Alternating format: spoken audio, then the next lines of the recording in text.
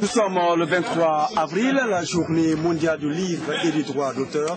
La Guinée a consacré 72 heures d'activité autour de la promotion du livre. Alors aujourd'hui, donc ici dans l'enceinte du Musée national Sandel-Varia, les activités de promotion autour du livre ont débuté et ça va durer pendant 3 jours. L'Harmattan Guinée fera donc des expositions, ventes, signatures de nouveaux romans, mais aussi des débats comme vous êtes en train de le suivre à l'heure là en fond sonore. Et au-delà de l'enceinte, il va y avoir beaucoup de rencontres entre auteurs et puis lecteurs dans les universités, mais aussi au niveau de nos lycées.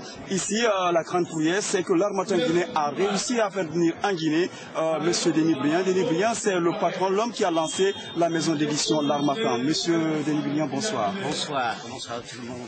C'est un grand honneur pour la Guinée de vous accueillir pour une fête du livre. Eh bien, c'est surtout un honneur pour nous d'être là.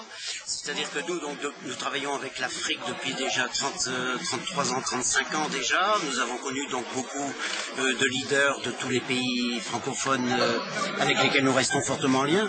Et nous sommes très heureux de voir émerger, j'allais dire, dans un courant nécessaire, des maisons d'édition locales, puisqu'il faut savoir que quand on parle de l'Harmattan Guinée, c'est une maison locale qui va devoir faire un peu comme nous on a fait pour le service, au service de la culture en France, au service de la recherche en France, se mettre au service des auteurs guinéens, de la production guinéenne, de la culture, et que comme il y a une nécessité vraiment sur tous les thèmes de la vie quotidienne, que ce soit le chômage, l'emploi, la pêche, que ce soit la question de la place des femmes, que ce soit sur l'éducation, une nécessité d'analyse des sociétés, eh bien je souhaite que cette fête du livre encourage tous les auteurs, encourage tous les intellectuels à jouer vraiment leur rôle, qui est un rôle d'analyseur social pour faire qu'on ait une transformation sociale au service de tous.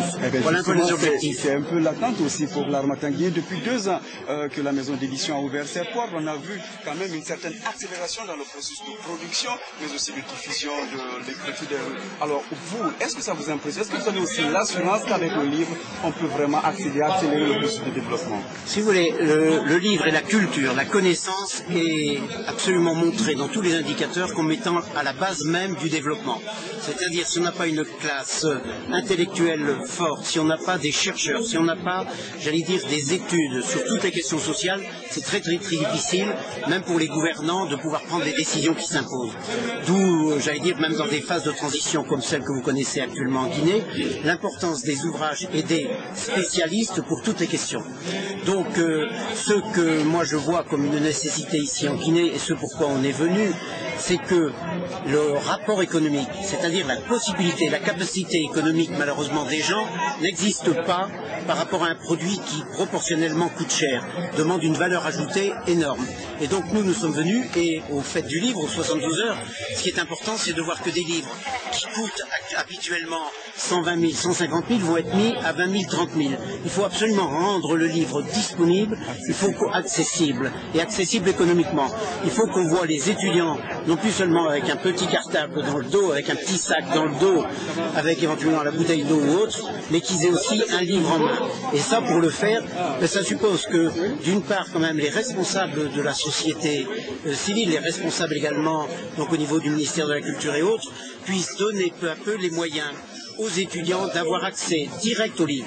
Il faut qu'on voit le livre non plus seulement sur des tables d'exposition, mais qu'on les voit dans les mains et dans les cartables et dans les maisons. Est-ce que pour toi, tu es en train de réussir un pari que de pouvoir mobiliser tout le gouvernement, notamment par le ministère de la Culture avec lequel tu co-organises ces événements? Pourtant, est-ce qu'il y a un déclic? Est-ce qu'il y a quelque chose qui commence à bouger quand même? Est-ce que ça te rassure?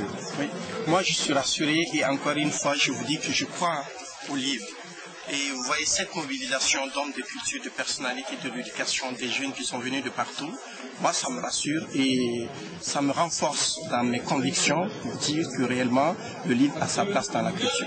Allez, c'est les 72 heures donc du livre, c'est fini pour l'émission d'aujourd'hui. Merci pour votre attention. Je vous rappelle que les 72 heures du livre ont débuté aujourd'hui ici dans l'enceinte du Musée national Sandel-Varia. Demain encore, nous resterons dans cet espace-là pour continuer bien sûr à vous servir. Bienvenue. Alors, nous vous attendons pour venir acheter des livres et les offrir à vos enfants ou bien à la personne qui vous invite.